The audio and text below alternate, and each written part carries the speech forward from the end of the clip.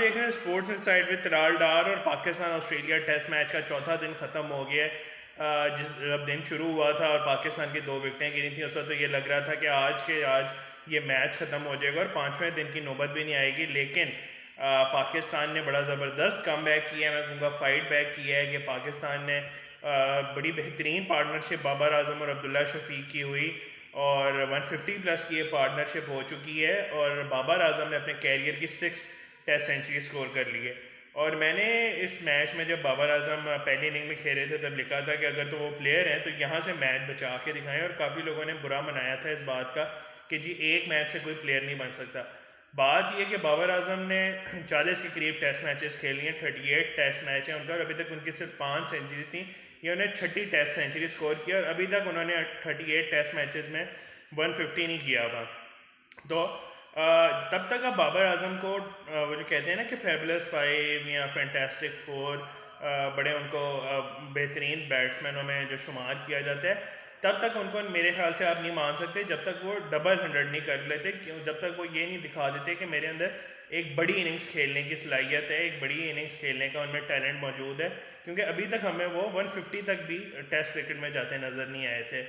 लेकिन अब ऐसा लग रहा है कि आज जिस तरह की वो इनिंग खेल रहे हैं एग्जैक्टली यही मेरा मतलब था पहली इनिंग्स में कि अगर वो प्लेयर हैं तो यहाँ से मैच जिता के दिखाएं। कि प्लेयर आप तब बनते हैं जब आप एक मुश्किल सिचुएशन के अंदर एक बड़ी इनिंग्स खेलते हैं। और अभी तक जब जब ज़रूरत होती थी पाकिस्तान को एक उस तरह की इनिंग्स की तो बाबर आजम स्टेप अप नहीं करते थे। तो अब ऐसा लग रहा है कि बाबर आजम वो स्पार्क दिखा रहे हैं। लेकिन अभी मैं कहूँगा कि टू अर्ली टू से, अभी तक समझ लें कि आधी जॉब हुई है इन लोगों की। तब असल बात होगी जब वो मैच को वाकई बचा लेंगे।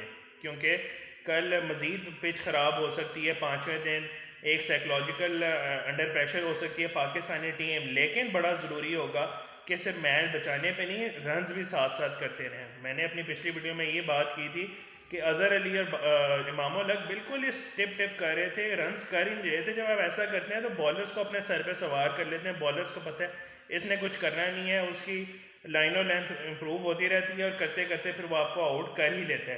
तो आप इस तरह कभी भी सर्वाइव नहीं कर सकते। तो बाबर आजम की जो थे उन आपने देखे हैं 50 से ऊपर उनको स्ट्राइक रेट से बैटिंग करते रहे और वो सेंचुरी कर गए।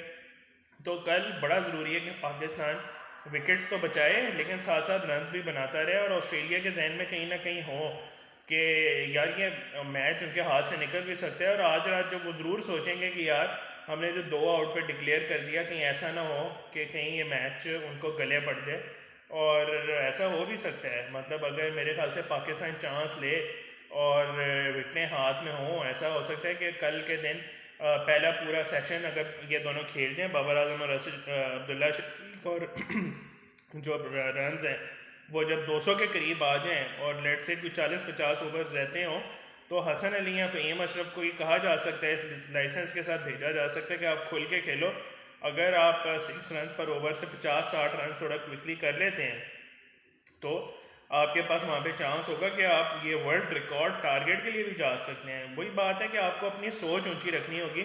रमीज़ राजा साहब वो जो बात करते थे कि जी दिलेरी और बहादुरी, वो अब वाकई पाकिस्तानी टीम को दिखानी होगी। क्योंकि सरवाइव करना जो है उसके लिए आपको डिफेंस नहीं ऑफेंस से काम लेना पड़ता है।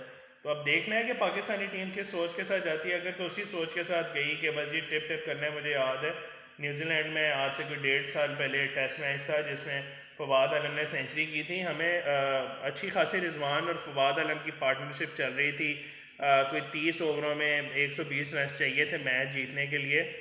आखिरी दिन था टेस्ट मैच का और इन्होंने टिप टिप शुरू कर दिया था और वहाँ से मैच हार गए थे। लेकिन अगर उस वक्त ये जिस मोमेंटम से जा रहे थे और स्कोर करते रहते तो चांस था कि वो उसको चेस कर लेते। तो हमेशा मुझे लगता है कि जो आप डरते हैं, वो कहते हैं ना जो डर गया वो मर गया। तो अगर आप हार से डरे और टिप टिप करते रहे तब काम ख़राब हो सकता है। लेकिन अगर आप खुल के खेलें तो फिर भी चांस है कि आप वो टारगेट कर सकते हैं। कुछ बहुत से लोग बोलेंगे कि जी इम्पॉसिबल है, लेकिन हमने इम्पॉसिबल को पॉसिबल पहले किया हुआ है। आपको याद होगा यूएई में हमने 300 रन का टारगेट था और हमने वो 60 ओवरों से पहले ही कर लिया था, 57 ओवर्स में। ये 2014 की बात है जब मिसबाउल हक कैप्टन थे। तो अगर दिलेरी के साथ खेला जाए तो कुछ भी हो सकता है। तो मैं यही कहूँगा कि पाकिस्तान को चाहिए कि पॉजिटिव इंटेंट के साथ जाए और उसको विंडो को ओपन रखे, क्योंकि अगर वो विंडो ओपन होगी विन की तो ऑस्ट्रेलिया भी थोड़ा सा अंडर प्रेशर रहेगा। अगर ऑस्ट्रेलिया को पता होगा कि यार ये तो ड्रॉ के लिए जा रहे हैं, तो वो और ज़्यादा बहादुरी के साथ, दलेरी के साथ वो फिर अपने चांसेस लेंगे कि यार इन्होंने तो रन्स करने नहीं, लेकिन अगर हम थोड़ा सा अटैकिंग होंगे तो वो डिफेंस पे आ जाएंगे, फिर वो नेगेटिव टैक्टिक्स या डिफेंसिव टैक्टिक्स अपनाना शुरू कर देंगे। वैसे तो ऐसा मुमकिन नहीं होता, क्योंकि वो लोग हमेशा अटैकिंग क्रिकेट ही खेलते हैं, वो लोग हार से नहीं डरते। और जिस तरह उन्होंने 2 विकेटों के नुकसान पर डिक्लेयर किया, ये शो कराता है कि वो लोग हार से नहीं डरे, उन्होंने बहादुरी से काम लिया और अटैकिंग क्रिकेट के लिए गए हैं। तो खैर देखते हैं अब कल क्या बनेगा। कल भी आप लोगों से मुलाकात होगी, कल ऑल इंग्लैंड बैडमिंटन भी शुरू हो रही है, उसके बारे में भी बात करेंगे। तो मेरे चैनल को लाइक, सब्सक्राइब और शेयर ज़रूर कीजिएगा। इंशाल्लाह अगली वीडियो में आपसे फिर बात होगी, तब तक बड़ा ख्याल रखिएगा। अल्लाह हाफ़िज़।